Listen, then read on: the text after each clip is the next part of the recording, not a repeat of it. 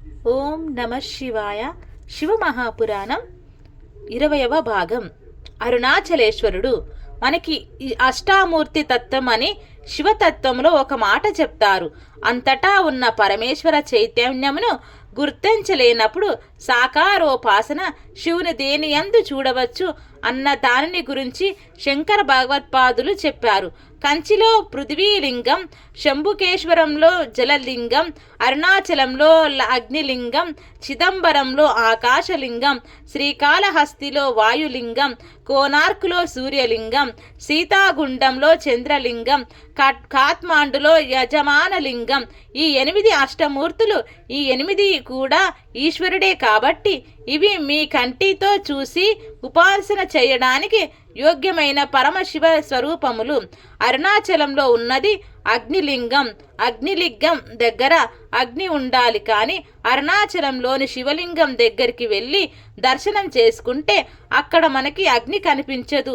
అటువంటప్పుడు దానిని అగ్నిలింగం అని ఎందుకు పిలుస్తారు అనే సందేహం కలగవచ్చు. అక్కడ రాశీభూతమైన జ్ఞానాగ్ని ఉంది. అందుకే స్కంద పురాణం అంది, జీవకోటి యాత్రలో ఒక చోట అడ్డంగా ఒక గీత పెట్టబడుతుంది. ఆ గీతకు ముందున్నది అరుణాచల ప్రవేశమునకు ముందు గడిచిన జీవితయాత్ర. అసలు జీవి అరుణాచలంలోకి ప్రవేశించినది లేనిది చూస్తారు. అరుణాచలంలోకి ఒక్కసారి ప్రవేశిస్తే ఆ జీవి జీవితం ఇంకోలాగా ఉంటుంది, కానీ అందరూ అరుణాచలంలోకి ప్రవేశించలేరు. అరుణాచల ప్రవేశమునకు ఈశ్వర అనుగ్రహం కావాలి. అరుణాచలం అంతా పరమ పావనమైనటువంటి క్షేత్రం. అంతరాలయంలో ఉన్న శివలింగమునకు కొంచెం దగ్గరగా కూర్చుంటే మీకు ఉక్క పోసేసి చెమటలు పట్టేసి ఏదో కొంచెం వెలితితో సతమతం అయిపోతున్నట్లుగా అనిపిస్తుంది. అది తీవ్రమైన అగ్ని అయితే ఆ సెగను మీరు తట్టుకోలేరు. అందుకని ఈశ్వరుడు తానే అగ్నిహోత్రమని అలా నిరూపిస్తుంటాడు. అటువంటి పరమ పావనమైన క్షేత్రంలో వెలిసిన స్వామి అరుణాచలేశ్వరుడు. మనం ఒకానొకప్పుడు శంకరుణ్ణి ప్రార్థన చేస్తే ఆయన మనకిచ్చిన వరములు 4 చెప్తారు. దర్శనాత్ అభ్రశదసి, జననాత్ కమలాలే, స్మరణాత్ అరుణాచలే, కాశాంత్ మరణాన్ముక్త్యః. స్మరణం మనస్సునకు సంబంధించినది. మీరు ఇక్కడ అరుణాచల శివుడు అని తలుచుకుంటే చాలు, మీ పాపరాశిని ధ్వంసం చేస్తాడు అన్నాడు. కేవలం స్మరించినంత మాత్రం చేత పాపరాశిని ధ్వంసం చేయగలిగిన క్షేత్రం అరుణాచల క్షేత్రం. ఇక్కడ పరమశివుడు 3గా కనబడుతూ ఉంటాడు అని పురాణం చెప్తుంది. ఇక్కడ ఒక పెద్ద పర్వతం ఉంది. దాని పేరే అరుణాచలం. అచలం అంటే కొండ. దానికి ప్రదక్షిణం చేయాలంటే 14 కిలోమీటర్లు నడవాల్సి ఉంటుంది. ఆ కొండ అంతా శివుడే. అక్కడ కొండే శివుడు. కొండ కింద ఉన్న భాగమును అరుణాచల పాదములు అని పిలుస్తారు. అక్కడికి వెళ్ళిన భక్తులు ఆ కొండకి ప్రదక్షిణ చేస్తారు. అలా చేస్తే ఎన్ని కోట్ల జన్మల పాపములో అక్కడ దగ్ధమవుతాయి. గిరి ప్రదక్షిణం అనేది మనం ప్రయత్నపూర్వకంగా చేయాలి. ప్రదక్షిణ ప్రారంభం చేయగానే ఒక వినాయకుడి గుడి ఉంటుంది. అక్కడ నమస్కారం చేసి అరుణాచలానికి ప్రదక్షిణానికి బయలుదేరుతారు. అలా బయలుదేరినప్పుడు మొట్టమొదట దక్షిణ దిక్కున కనబడే లింగం యమలింగం. దక్షిణ దిక్కున ఉన్న యమధర్మరాజు అనుగ్రహం చేత మీకు ఆయువు వృద్ధి అవుతుంది. ప్రదక్షిణ చేసే సమయంలో చుట్టూ ఉన్న అన్ని ఆలయాలను దర్శనం చేయాలి. ఈ యమలింగమునకు ఒక ప్రత్యేకత ఉంది. ఎముకలు కరిగిపోయిన వాళ్ళు, ఎముకలు అరిగి బాధపడుతున్న వాళ్ళు అరుణాచలంలో యమలింగ దర్శనం చేస్తే ఆ ఎముకలు చాలా తొందరగా అతుక్కుంటాయి. చాలా మందికి అలా జరిగాయి. అక్కడ గల యమలింగమునకు అటువంటి శక్తి ఉంది. ప్రదక్షిణ చేసేటప్పుడు నైరుతి దిక్కుకు వెళ్ళేటప్పుడు అక్కడ నైరుతి లింగం అనే ఒక లింగం ఉంటుంది. అది రోడ్డు మీదకి కనబడదు, కాస్త లోపలికి ఉంటుంది. మనసు చాలా తొందరగా నిలకడ కలిగిన పరమశక్తిమంతమైన ప్రదేశం నైరుతి లింగం అని చెప్తారు. నైరుతి లింగం దగ్గరకు కూర్చొని కాసేపు ధ్యానం చేసుకోవడమే. ఒక శ్లోకమో, ఒక పద్యమో, ఒక శివ సందర్భమో చెప్పుకోవాలి. ఆ నైరుతి లింగం దగ్గరే కావ్యకంఠ గణపతి ముని తపస్సు చేశారు. అరుణాచలేశ్వరుడు కావ్యకంఠ గణపతి ముని తపస్సుకు తొందరగా పలికిన ప్రదేశం నైరుతి లింగ స్థానం. కాబట్టి నైరుతి లింగం దగ్గరకు వెళ్ళినప్పుడు అరుణాచలేశ్వర నీ అనుగ్రహం మా యందు ప్రసరించు అని చక్కగా నమస్కారం చేసుకోవాలి. అరుణాచల గిరి ప్రదక్షిణం చేస్తున్నప్పుడు ఉత్తర దిక్కుకు వెళ్ళినప్పుడు అక్కడ ఉన్న లింగమును కుబేరలింగం అని పిలుస్తారు. అక్కడకు వెళ్ళి ప్రార్థన చేసినట్లయితే ఐశ్వర్య సంపత్తి కలుగుతుంది. మనం పశ్చిమ దిక్కుకు వెళ్ళినప్పుడు అన్నామలై అనే క్షేత్రం ఒకటి ఉంటుంది. అక్కడ ఒక శివాలయం ఉంది. అక్కడ చక్కని నంది విగ్రహం ఉంది. అరుణాచలేశ్వరానికి చేసిన ప్రదక్షిణం ఇహమునందే కాక పరమనందు సుఖమును మోక్షమును కూడా ఇవ్వగలదు.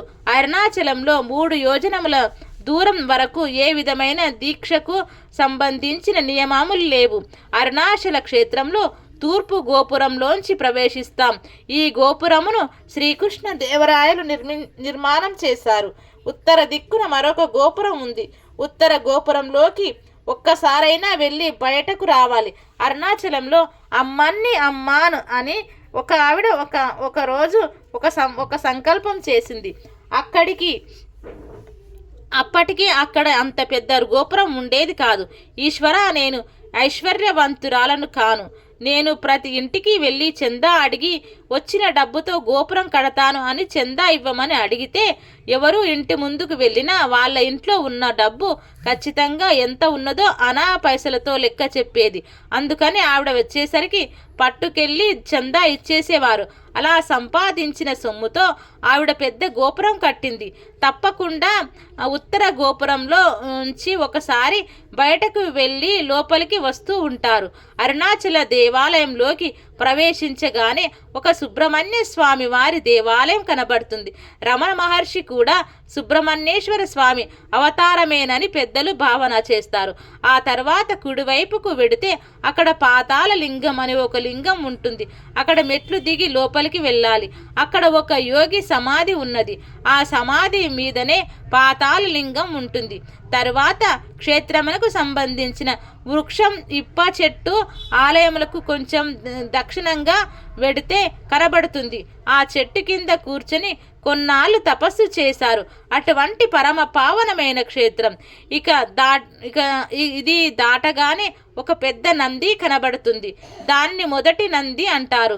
దాన్ని దాటి ప్రాకారంలోకి వెళ్ళినట్లయితే అరుణాచలేశ్వరుని దేవాలయం కనబడుతుంది. అరుణాచలేశ్వరుని శివలింగం చాలా పెద్దదిగా ఉంటుంది. అయ్యవారికి ఇటువైపున ఆపీత కుచలంబ అనే పేరుతో పార్వతీదేవి ఉంటుంది. ఈశాన్య లింగం వైపు వెళ్ళేటప్పుడు బస్సు స్టాండ్కు వచ్చే 2వ వైపు రోడ్డులో పచ్చయమ్మాన్ గుడి కనబడుతుంది. ఒకనాడు కైలాస పర్వతం మీద కూర్చున్న పరమశివుని కన్నుల వెనక నుంచి వచ్చి పరిహాసమున మూసిన కారణం చేత లోకమంతా చీకటి అలుముకుంటే తద్దోష పరిహారార్థమని అమ్మవారు తపస్సు చేసి పచ్చయమ్మాన్ అనే పేరుతో అరుణగిరి యందు వెలిసింది.